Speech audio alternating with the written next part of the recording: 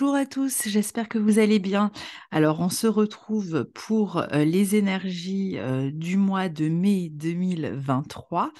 Je vais vous partager la carte d'un aspect particulier qui se produira au mois de mai 2024 et qui va présider à tout ce mois de mai. C'est pour ça qu'en fait, ce mois-ci, je ne parlerai que de cet aspect-là, dans la mesure où il est croissant hein, à partir de l'éclipse du 5 mai jusqu'au 20 mai, voire un peu plus tard.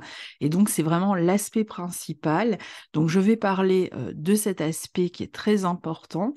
Et dans les énergies du mois de mai, signe par signe, on verra comment vous pouvez être affecté personnellement par ces aspects-là, mais aussi je vous parlerai bien sûr des deux lunaisons, particulièrement de l'éclipse du 5 mai, et comment elle pourra se manifester dans votre vie selon votre signe ou votre ascendant. Alors, de quel aspect je parle? Donc, pour ceux qui connaissent l'astrologie, ça va vous paraître évident en regardant la carte. Eh bien, il s'agit alors déjà du carré de Jupiter en Taureau qui rentre dans le signe du Taureau. Donc, on va essayer de comprendre un peu ce que représente Jupiter qui rentre dans le signe du Taureau et qui forme un carré à Pluton qui se trouve encore dans le signe du Verseau. Donc, c'est un aspect majeur hein, entre quand même la planète la plus grosse du système solaire, Jupiter, et la planète dite naine, Pluton, qui sont deux planètes extrêmement importantes. Et ce carré qui, on le voit ici, est renforcé par ce Mars qui arrive à la fin du Cancer et qui va rentrer le 20 mai dans le signe du Lion et qui va donc exacerber ou même stimuler intensément ce carré qui est déjà intense en soi. Donc évidemment, si vous avez des planètes ou des points sur vraiment la toute fin des signes cardinaux, Bélier, Balance, vraiment vers entre 28 et la fin des signes cardinaux, donc Bélier, Balance, Cancer, Capricorne, ou au tout début, pareil, sur les 3-4 premiers degrés du Lion, du Verseau, du Taureau et du Scorpion, donc les signes fixes, eh bien vous allez fortement ressentir cet aspect dont on va parler maintenant. Mais pour tous, il sera de toute façon influent, mais particulièrement évidemment si vous avez des planètes ou des points sur ces endroits du thème. Alors, Mars, on va parler déjà de Mars en Cancer. Mars en Cancer, c'est un transit qu'on a vécu déjà depuis le mois d'avril, même depuis le mois de mars, hein, il est entré dans le signe du Cancer dans le mois de mars. Là, il va avoir encore une influence encore plus forte puisqu'il vient s'associer à Jupiter et à Pluton, surtout quand il rentrera en Lion.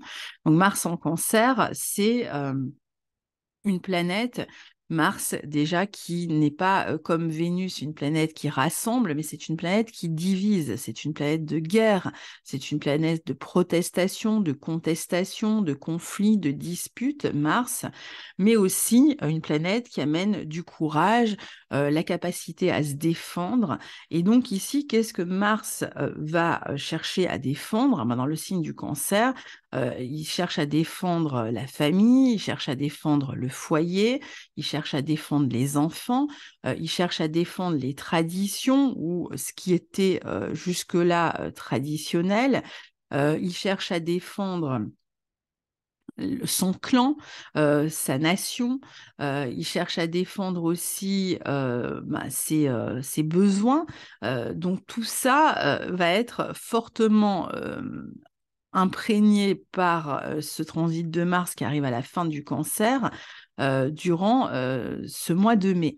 Et puis le signe du Cancer, c'est un signe aussi qui est relié au peuple, au collectif, en astrologie collective justement. Et donc Mars en Cancer va représenter le peuple souvent qui manifeste et qui manifeste sa désapprobation. Et donc au sens collectif, évidemment, Mars en Cancer à ramener toutes ces périodes de manifestation qui peuvent atteindre l'apogée sur ce mois de mai, puisque il y aura certainement des raisons de se rebeller, et donc à un niveau personnel dans les domaines que j'ai cités, à un niveau collectif aussi, bien sûr, hein. Donc ça, c'est pour Mars en Cancer. On va les prendre une à une pour l'instant. Jupiter, lui, fait son entrée en Taureau. Il est au tout début du Taureau. Alors Jupiter, on a bien compris, on attend souvent que Jupiter entre dans notre signe parce que on le sait, c'est la grande bénéfique du zodiaque. Elle a tendance à augmenter ce qu'elle touche, hein, elle grossit un peu à la loupe tout ce qu'elle touche.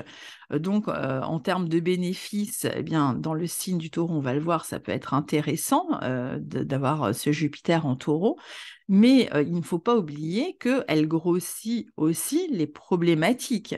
C'est pas seulement ce qui est bon qui va aller vers une expansion, c'est aussi ce qui est problématique et qui relève du signe du Taureau qui peut prendre des proportions plus importantes à partir de ce mois de mai. Jupiter nous enseigne. Jupiter, c'est une planète qui nous enseigne, qui nous donne envie de croître, qui nous donne envie de progresser, qui nous donne envie de nous étendre, de combler aussi ce qui nous entoure, de faire preuve de générosité, de chaleur. Elle représente aussi notre capacité à nous sentir confiants dans un domaine.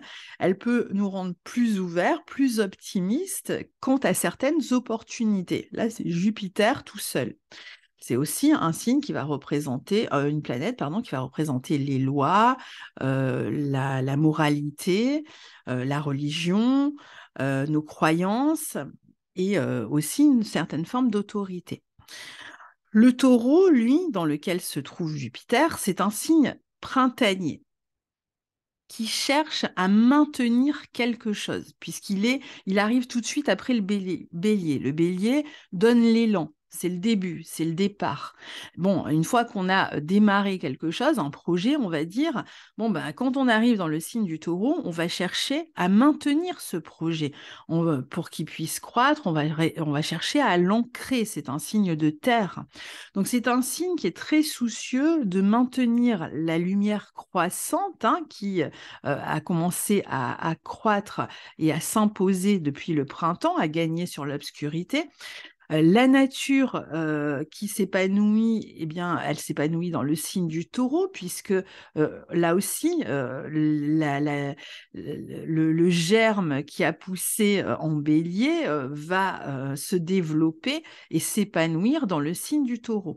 Donc, le signe du Taureau, c'est un signe qui va chercher à amasser les richesses, il peut chercher à amasser les plaisirs, nourriture, sensualité, boisson, ou même les objets, à être assez consumériste, un peu à l'opposé du Capricorne, qui lui est un signe qui va à l'essentiel. Le Taureau, lui, il va collectionner, il va amasser. C'est un signe qui est en forte résonance avec la nature, qu'il est d'ailleurs le signe du Taureau capable de soigner, de faire croître, de maintenir, là encore, dans l'abondance. Il va avoir la main verte, il va se sentir proche de la nature, il aime la nature. Donc Jupiter en Taureau, maintenant, peut présager d'une part d'un intérêt accru pour la nature à partir de là, qu'il s'agisse de s'en rapprocher, d'aller y vivre, par exemple, de la soigner ou d'être enseigné par elle.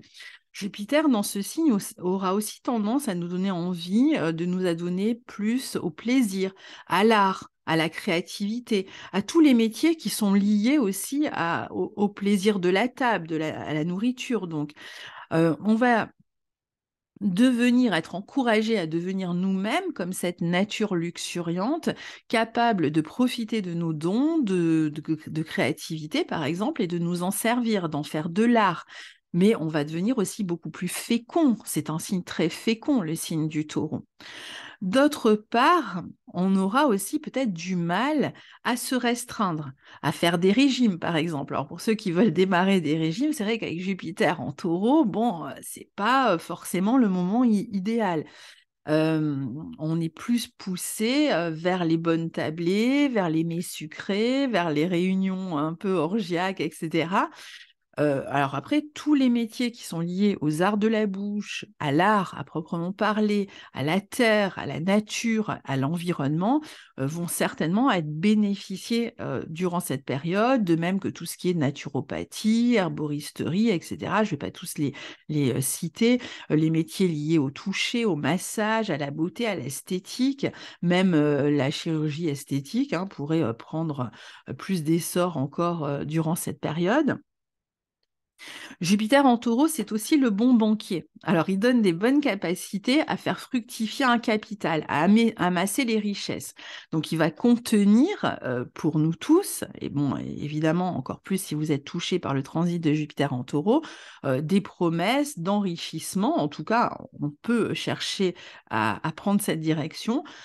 Et on va être peut-être plus porté à investir dans la pierre, dans l'art, dans la restauration, dans les achats immobiliers qui sont aussi liés au taureau, l'immobilier, la pierre, ou les métiers qui sont liés à tous ces arts. La décoration, l'agent immobilier. On va vouloir investir en tout cas dans le durable. Mais on peut aussi, comme je vous le disais, dépenser davantage, être très consumériste ou avoir des dépenses plus importantes qu'avant,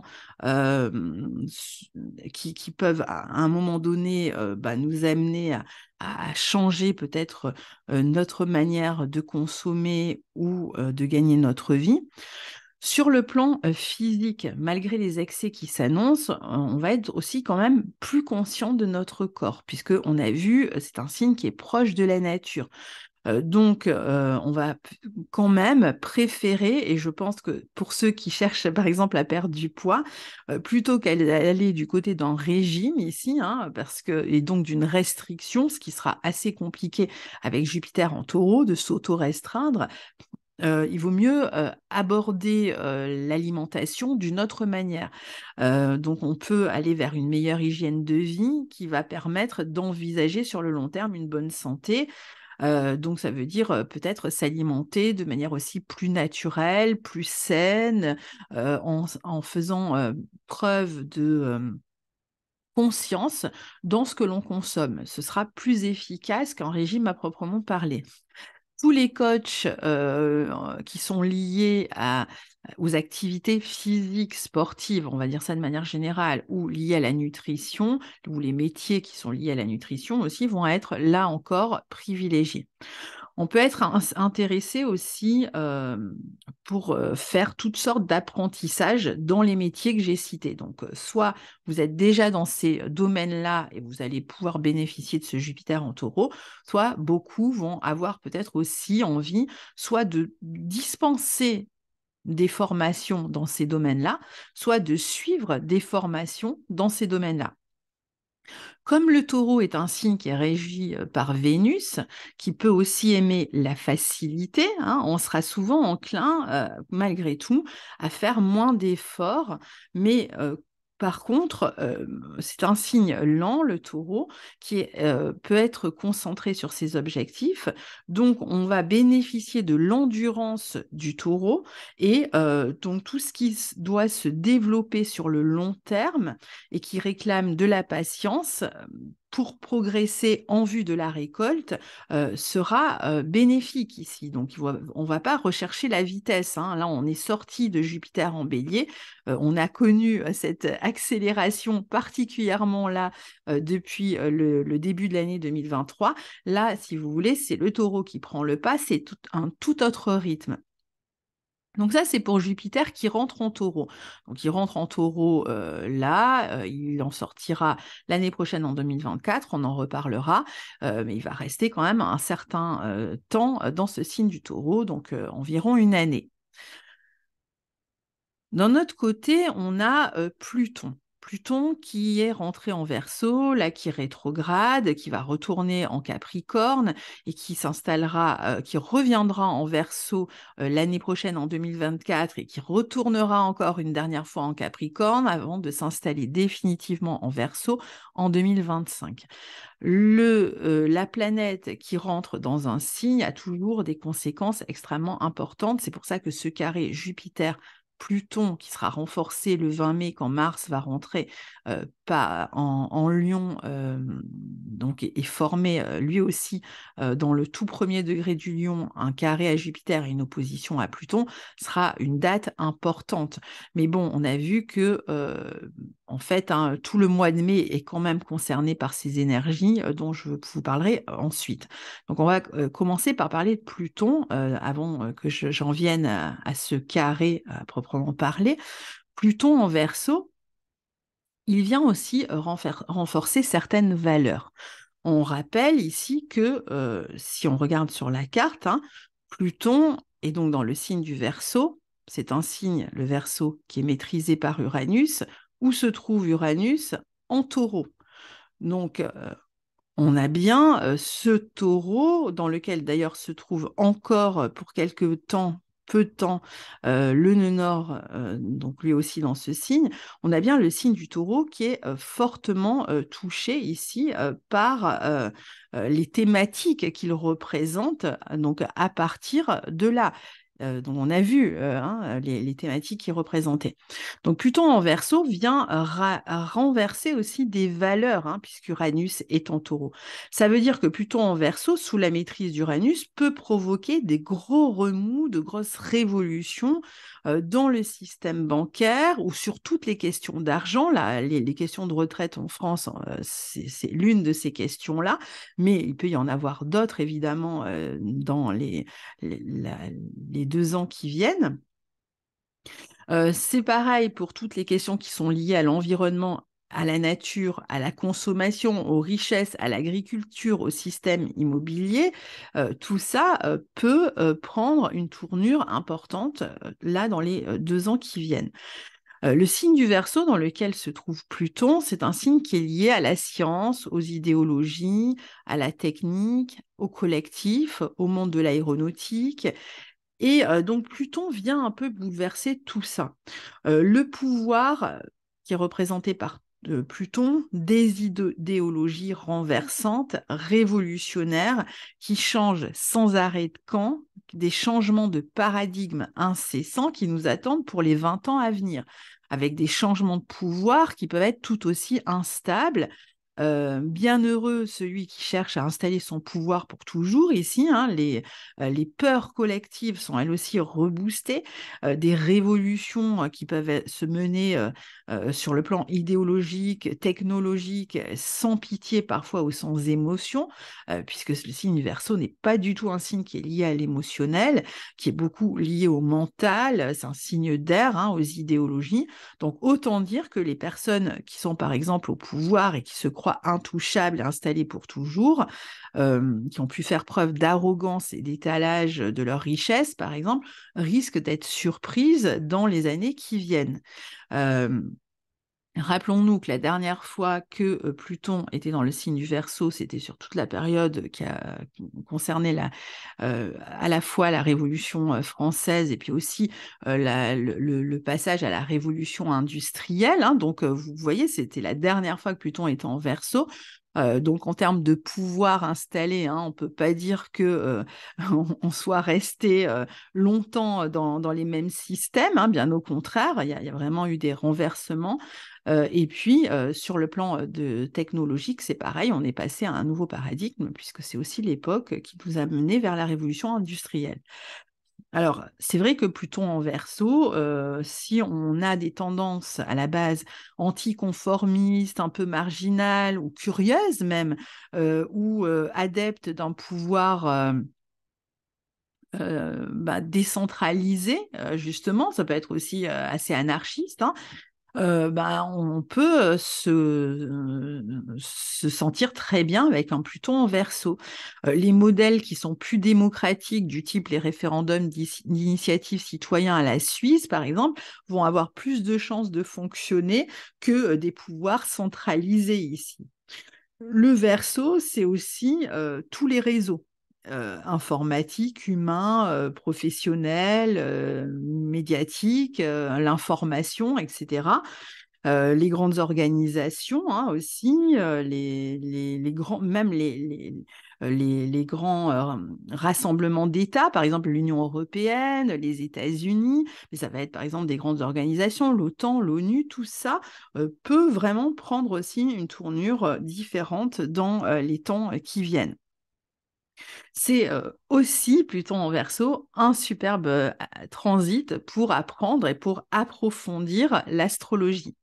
Mais sans trop nous attacher ici à la symbolique de Pluton en Verseau, voyons ce que le carré entre ces deux planètes, donc comme je vous disais, la plus grosse du système solaire et la plus petite, puisque naine, peut donner, sachant qu'elle se produit au moment où elles occupent toutes les deux le signe euh, le tout début du signe dans lequel elle se trouve, ce qui en fait donc une charge encore plus importante sur le plan énergétique, et surtout du fait que Mars, sur cette période du mois de mai, c'est pour ça que j'en parle particulièrement dans cette analyse-là, vient lui-même toucher ce carré, on va appeler ça un carré T, entre Mars opposé Pluton, et Mars comme Pluton sont tous les deux carrés à Jupiter.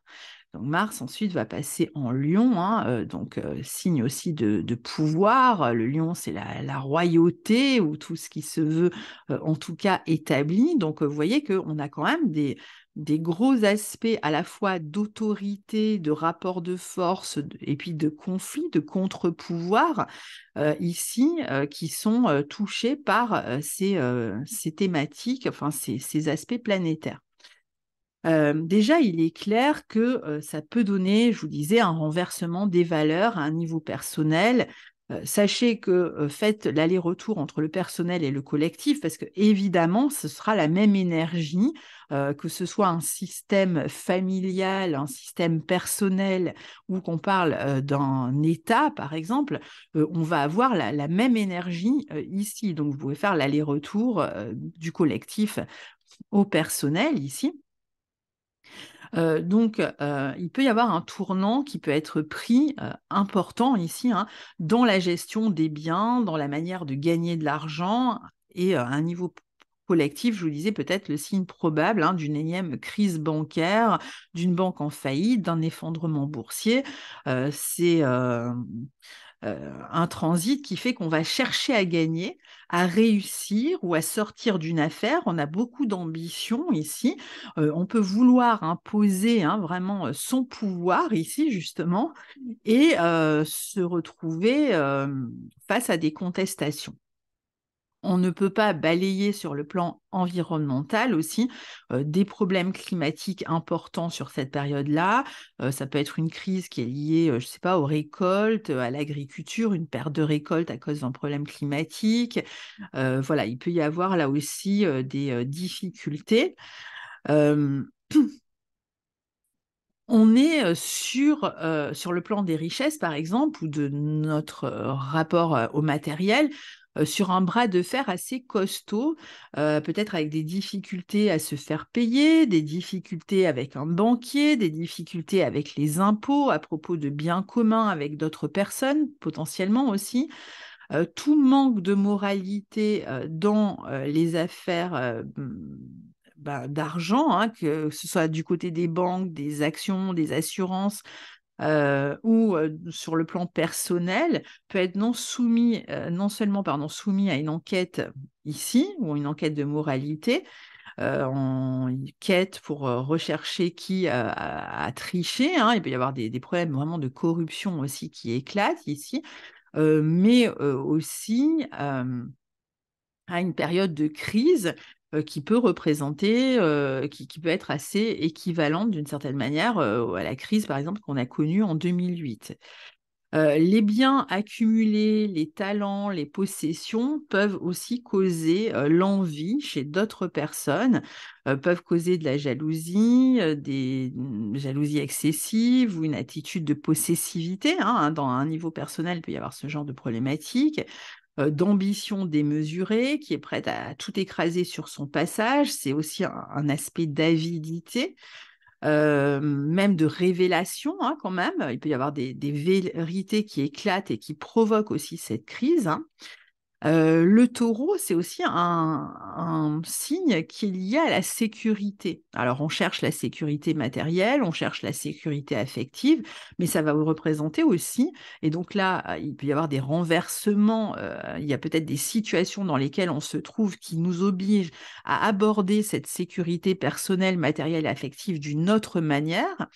Et en même temps, c'est la sécurité, vraiment au sens par exemple, les forces de l'ordre qui cherchent à sécuriser un endroit. Donc, il peut y avoir aussi des problématiques de crise ou de révolte ou de rébellion qui amène des rapports de force ici, violents, hein, parce que c'est quand même des aspects assez violents, avec toute corporation qui va représenter la sécurité. Donc la police, l'armée, les gendarmes, ça va dépendre des pays, hein, bien sûr, et des situations qui sont rencontrées. Mais c'est quand même un aspect qui voilà, peut renforcer des affrontements, des confrontations.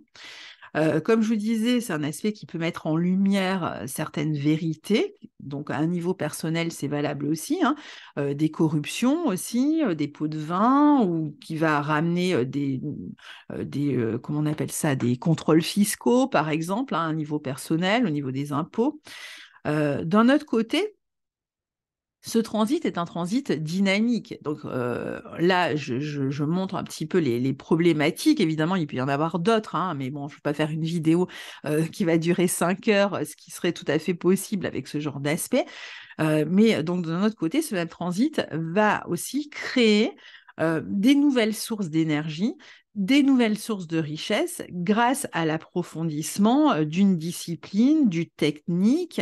Donc, ça peut être un moment aussi où on veut bouger, on veut changer quelque chose à sa vie pour améliorer sa vie matérielle.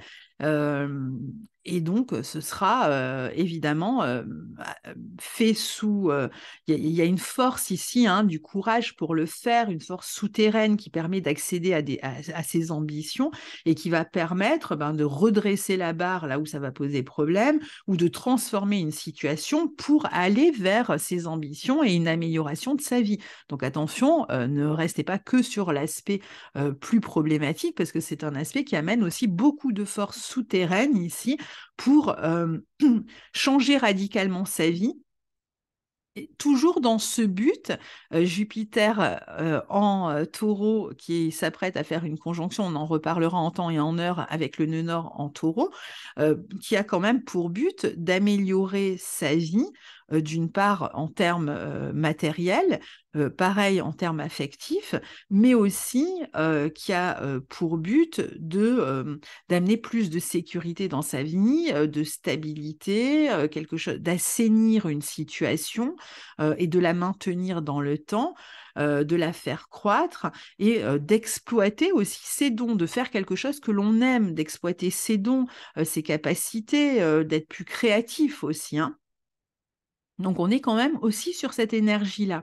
Donc, c'est un aspect qui, d'un autre côté, va permettre aussi de rompre avec des mauvaises habitudes qui peuvent être toxiques, d'arracher vraiment le mal à la racine, hein, de se faire un peu violence, parfois de recouvrer la santé grâce à un traitement, par exemple, qui va être novateur. C'est un aspect qui obligera souvent à prendre, par exemple, des risques provisoires et nécessaires sur le plan matériel pour améliorer, je vous le disais, ses conditions de vie. Alors, ça peut déstabiliser pendant un moment. On a vu qu'avec les éclipses, on est sur une période de 6 mois, là, jusqu'à l'automne, où il peut y avoir un peu plus d'insécurité et de déstabilisation avant de retrouver plus de sécurité à partir de l'automne. Donc, il peut y avoir notre sécurité qui est un peu mise à mal, où il y a peut-être un risque qui est pris et qui crée des peurs et des insécurités, mais qu'on va être capable de surmonter, surtout si on garde notre objectif en tête, qui est donc d'améliorer notre sécurité affective et matérielle. C'est une très bonne position, cet aspect-là, pour commencer une cure de désintoxication. Je vous disais, pour arracher le mal à la racine et donc pour aller vers quelque chose de plus sain. Et alors, il peut y avoir aussi l'idée que il peut y avoir quelque chose qui nous est imposé ou quelque chose que l'on impose à quelqu'un. Alors, parfois, ça va être une réforme, hein, malgré toutes les oppositions. Mais l'atout ici, c'est de garder la foi, la confiance, la détermination en ce que les choses puissent évoluer. Les deux planètes, hein, Jupiter comme Pluton, sont liées d'une certaine manière à l'autorité. Jupiter peut-être plus à l'autorité, Pluton plus au pouvoir. Donc, il y a clairement ici quand même, hein, des abus de pouvoir, d'autorité, et c'est en même temps le signe d'un contre-pouvoir, d'une pression, en tout cas, qui va commencer vraiment à gronder et qui sera sans doute exacerbée par ce Mars ici. Euh, mais bon, voilà, il y a un potentiel quand même extrêmement fort de renversement sur cette période. Donc voilà pour ce que je voulais vous communiquer pour ce mois de mai 2023. Donc vous voyez, c'est quand même un mois de mai assez intense. Et donc je vais vous retrouver avec plus de précision pour votre signe ou votre ascendant dans une autre vidéo. Mais gardez en tête quand même que le fond de l'énergie de ce mois de mai est celle que je viens d'énoncer. Il ne faut pas la craindre du tout, hein, pas de catastrophisme. Il y a de belles capacités de rebondir et de transformer justement une situation. Mais c'est vrai que ça peut se faire quand même sous fond de crise, de peur aussi, hein, de révélation quelquefois. Allez, on se retrouve très bientôt et puis je vous souhaite eh bien d'ici là un bon début de mois de mai. Au revoir.